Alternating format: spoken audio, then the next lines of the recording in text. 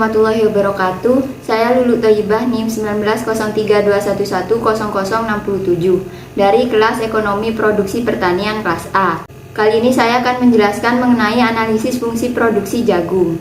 Pokok bahasan yang pertama adalah pendahuluan, meliputi latar belakang dan tujuan. Pokok bahasan yang kedua meliputi fungsi produksi COP12 dan stokastik frontier. Dan yang terakhir penutup, terdiri dari kesimpulan dan saran. Pokok pembahasan yang pertama yaitu pendahuluan. Latar belakang. Jagung merupakan salah satu tanaman pangan dunia yang terpenting, selain gandum dan juga padi. Jagung merupakan kebutuhan yang cukup penting bagi kehidupan manusia dan hewan. Jagung mempunyai kandungan gizi dan serat kasar yang cukup memadai sebagai bahan makanan pokok pengganti beras. Penduduk beberapa daerah di Indonesia, misalnya di Madura dan juga Nusa Tenggara, juga menggunakan jagung sebagai panganan pokok. Dalam kegiatan produksi, terdapat faktor produksi yang berupa input. Input dan output saling berhubungan erat kaitannya. Hubungan tersebut dinyatakan dalam fungsi produksi.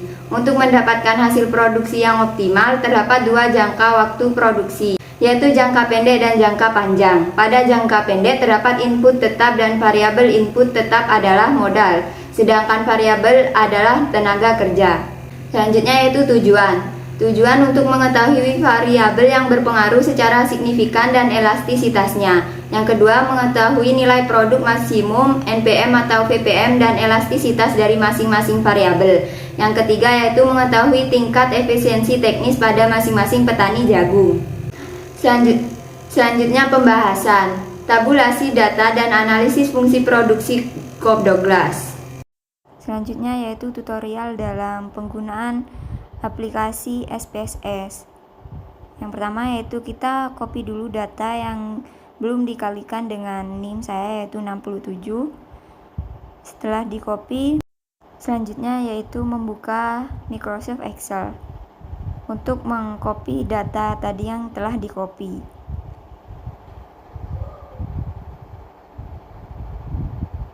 Ini kita drag dulu untuk mengcopy data yang tadi telah di copy sesuai dengan jumlah datanya, yaitu jumlah data sebanyak 120.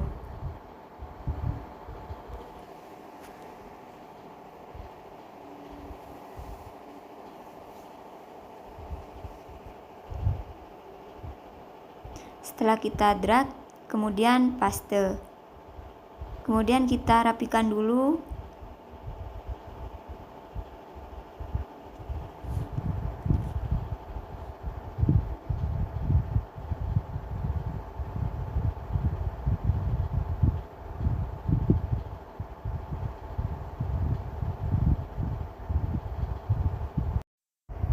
Setelah tabel tersebut dirapikan, langkah selanjutnya yaitu mengalihkan dengan NIM saya yaitu NIM 67.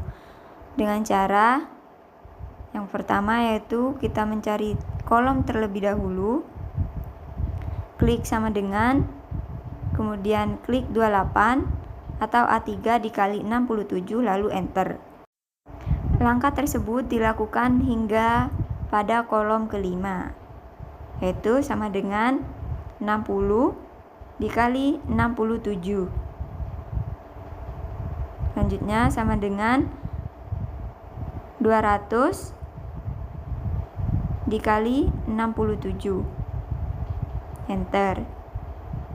Dan sama dengan 30 dikali 67. Enter. Dan yang terakhir yaitu sama dengan 300 dikali 67. Untuk mempercepat langkah ini bisa dilakukan dengan cara kita mendrag terlebih dahulu dari tabel yang sudah dihasilkan tadi, kemudian ditarik hingga ke bawah, kemudian lepas, maka muncullah hasil dari perkalian dengan NIM saya yaitu 67.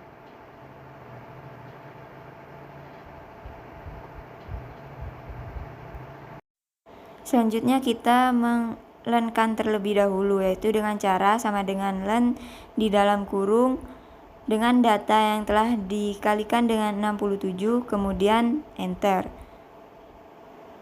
Langkah tersebut dilakukan sampai dengan variabel yang kelima.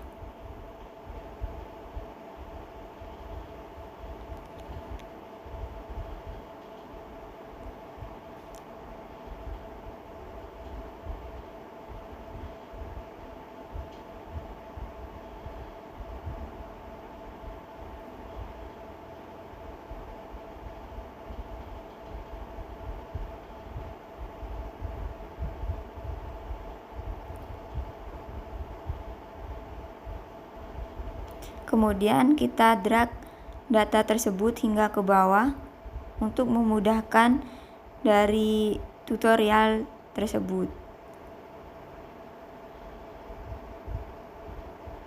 Setelah mencapai pada data 120, kemudian lepas.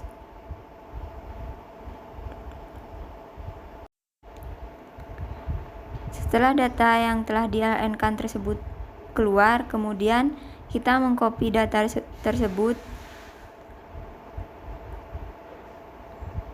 dan membuka aplikasi SPSS.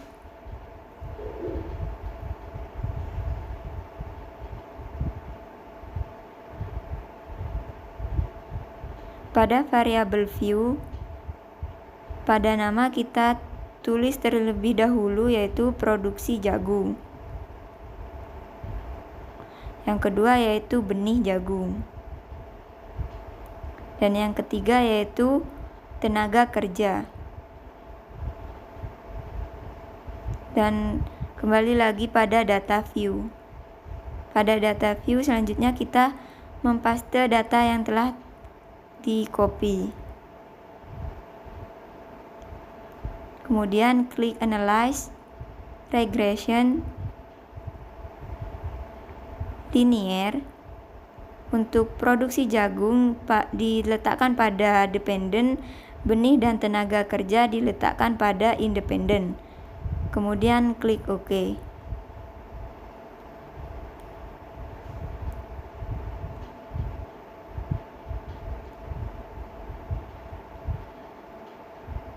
Dan berikut adalah hasil dari output analisis Cobb-Douglas. Berdasarkan hasil pengujian hipotesis, maka diperoleh model linier sebagai berikut. ln-y sama dengan 4,109 ditambah 0,029 ln-x1 ditambah 0,337 ln-x2. Sehingga model fungsi produksi Cobb-Douglas yang dihasilkan yaitu y sama dengan 60,856 x1 pangkat 0,029 x2 pangkat 0,337. Nilai 60,856 diperoleh dari perhitungan Excel yaitu sama dengan EXP dari konstanta 4,109 dan kemudian tekan enter.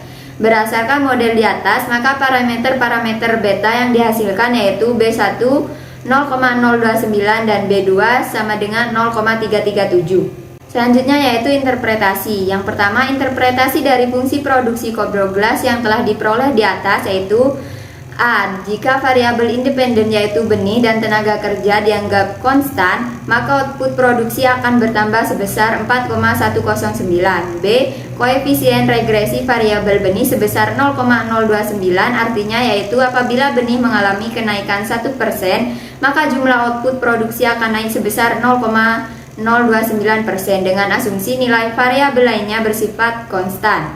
C. Koefisien regresi variabel tenaga kerja sebesar 0,337, artinya yaitu apabila tenaga kerja mengalami kenaikan 1%, maka jumlah output produksi akan naik sebesar 0,337% dengan asumsi nilai variabel lainnya bersifat konstan.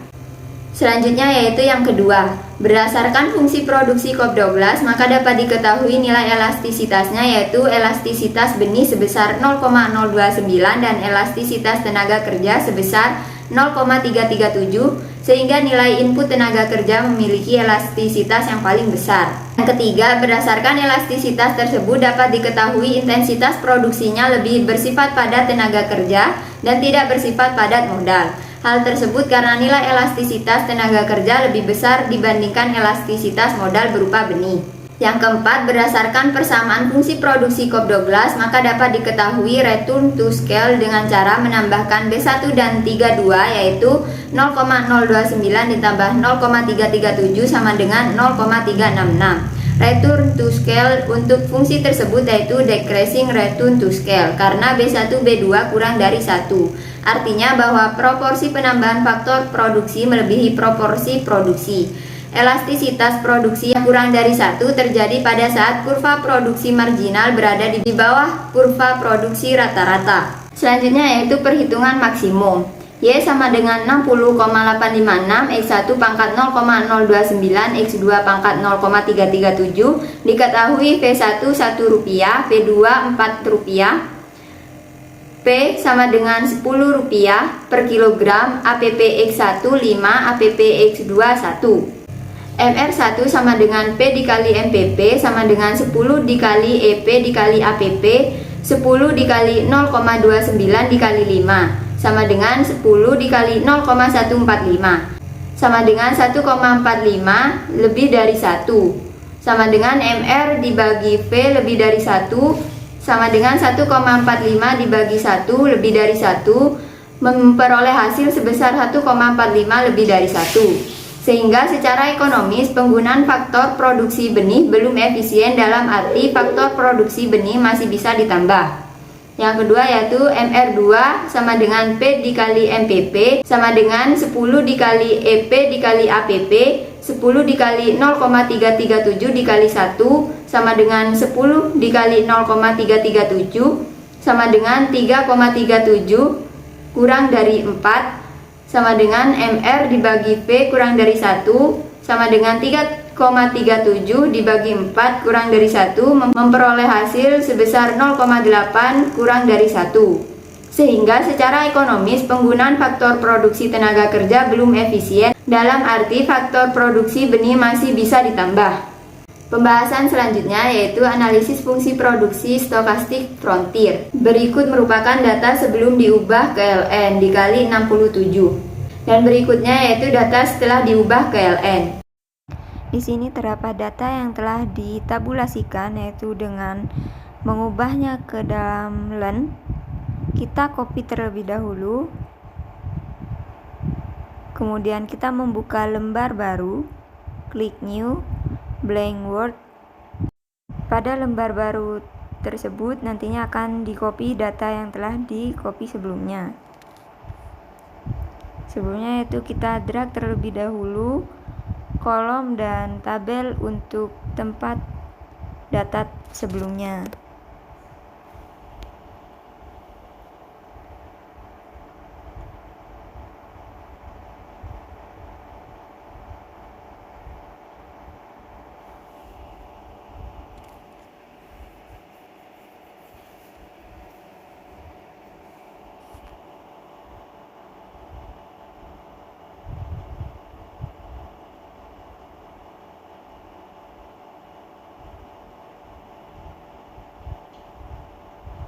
Kemudian klik paste.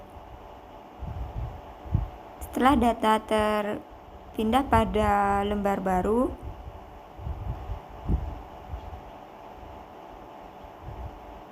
kemudian kita mengubah angkanya menjadi 6.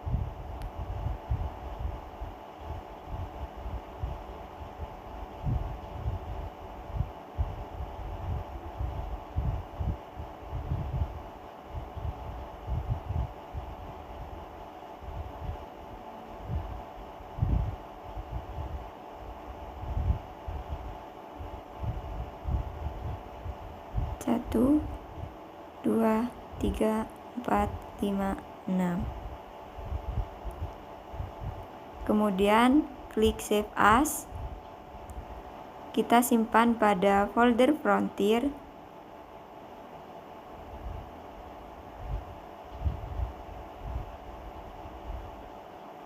Kemudian diubah penyimpanannya menjadi MS-DOS dan diubah namanya menjadi Lulu dan klik save. Klik OK. Yes. Kemudian lembar ini tidak perlu disimpan. Kemudian kita buka pada folder Frontier. Sebelumnya kita rubah terlebih dahulu namanya, klik rename. Yang awalnya txt dirubah menjadi dta. Enter, yes. Kemudian selanjutnya kita buka aplikasi Frontier-nya. Yang pertama, kita klik T.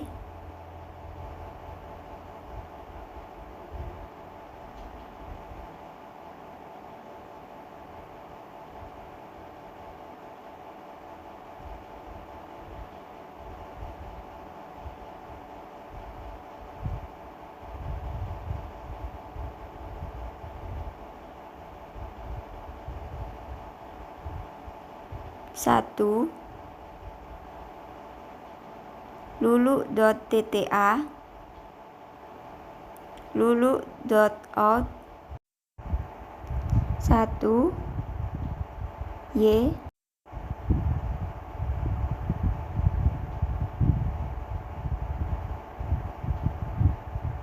120, 1,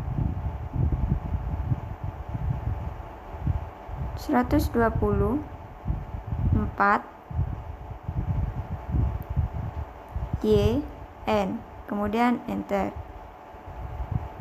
Dan selanjutnya kita cari data outnya. Kita buka, maka memperoleh hasil nilai Frontier sebagai berikut.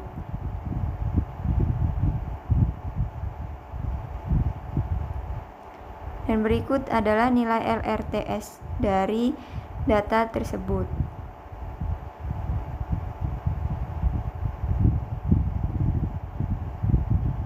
Hasil output stokastik Frontier. Selanjutnya yaitu interpretasi. Yang pertama, analisis inefisiensi di lapang. Nilai LRTS sebesar 6,937, nilai kode PALM pada derajat kesalahan 0,05 adalah 5,138. Hipotesis, H0 tidak terdapat kasus inefisiensi di lapang, H1 terdapat kasus inefisiensi di lapang. Nilai LRTS lebih dari kode PALM, yang artinya H1 diterima dan H0 ditolak, artinya terdapat kasus inefisiensi di lapang. Yang kedua yaitu persentase error term yang disebabkan inefisiensi teknis. Nilai gamma menunjukkan beberapa persentase error term yang disebabkan karena inefisiensi teknis. Nilai alfa yang digunakan adalah 5%. Nilai t-tabel 5%, 1,980626. Nilai t hitung 13,92. Maka dapat disimpulkan bahwa nilai t hitung lebih besar dari t-tabel. 90,94% error term disebabkan inefisiensi teknis. Error term yang ada di dalam fungsi produksi Frontier tersusun oleh dua komponen, yaitu resiko dan inefisiensi teknis. Error term atau kesalahan ketidakmampuan petani untuk menghasilkan produksi yang tertinggi disebabkan karena 90,94% adanya inefisiensi teknis, sedangkan 9,06% disebabkan karena resiko. Selanjutnya yaitu uji pengaruh setiap variabel. Beta 1 T hitung sama dengan min 0,84 tidak signifikan, yang artinya jika S1 benih dinaikkan sebesar 1%, maka output akan menurun sebesar min 0,806%. Beta 2 T hitung sebesar 3,779 signifikan, yaitu jika X2 tenaga kerja dinaikkan sebesar 1%, maka output akan menurun sebesar 0,256%. Beta 3 T hitung sama dengan min 2,922 signifikan, yang artinya jika X3 pupuk kandang dinaikkan sebesar 1%, maka output akan menurun sebesar min 0,360%. Beta 4 T hitung sebesar 3,770 signifikan jika X4 atau pupuk fosfat dinaikkan sebesar 1%, maka output akan meningkat sebesar 0,457%. Selanjutnya yaitu tingkat efisiensi teknis. Yang pertama, jika tingkat efisiensi teknis Lebih dari 0,8 berarti petani dikatakan efisien secara teknis. Sedangkan jika tingkat efisiensi teknis kurang dari 0,8, yang artinya petani dikatakan tidak efisiensi secara teknis. Petani jagung yang efisien secara teknis yaitu petani dengan nomor urut 48, 58, 62, 63, 65, 72, 75, 88, 94, 95, 96, 100, 112, 118, 120. Selain itu merupakan petani yang tidak efisiensi secara teknis. Rata-rata efisiensi yang dicapai oleh petani dalam penelitian adalah 0,6338427. Artinya adalah jika dilihat secara keseluruhan atau secara rata-rata di lokasi penelitian belum berproduksi secara efisien. Selanjutnya yaitu penutup. Yang pertama, kesimpulan. Berdasarkan analisis fungsi produksi COP12 diketahui bahwa apabila variabel input benih dan tenaga kerja dianggap konstan, maka produksi jagung akan bertambah sebesar 4,109. Berdasarkan nilai elastisitas, diketahui bahwa elastisitas benih sebesar 0,029 dan elastisitas tenaga kerja sebesar 0,337. Sehingga nilai elastisitas faktor produksi tenaga kerja paling berpengaruh daripada benih. Berdasarkan perhitungan NPM atau VPM, diketahui bahwa nilai input benih dan tenaga kerja belum efisien atau penggunaan input tersebut belum memaksimumkan profit. Pada analisis fungsi produksi stokastik frontier diketahui terdapat kasus inefisiensi di lapang karena nilai LRTS lebih dari kode PALM. Berdasarkan presentase error term diketahui bahwa koefisien gamma sebesar 89,94 karena inefisiensi teknis. Sedangkan untuk petani jagung yang efisien secara teknis yaitu petani dengan nomor urut 48, 58, 62, 63, 65, 72, 75, 88, 94, 95, 96, 100, 112, 118, 120. Selain itu belum efisiensi secara teknis. Yang kedua yaitu saran. Yang pertama, petani perlu menambahkan input benih dan tenaga kerja untuk meningkatkan produksi jagung agar efisien secara ekonomis. Yang kedua, petani perlu meminimumkan faktor inefisiensi eksternal agar petani dapat efisien secara teknis. Baik, cukup sekian penjelasan dari saya. Kurang lebihnya mohon maaf. Wassalamualaikum warahmatullahi wabarakatuh.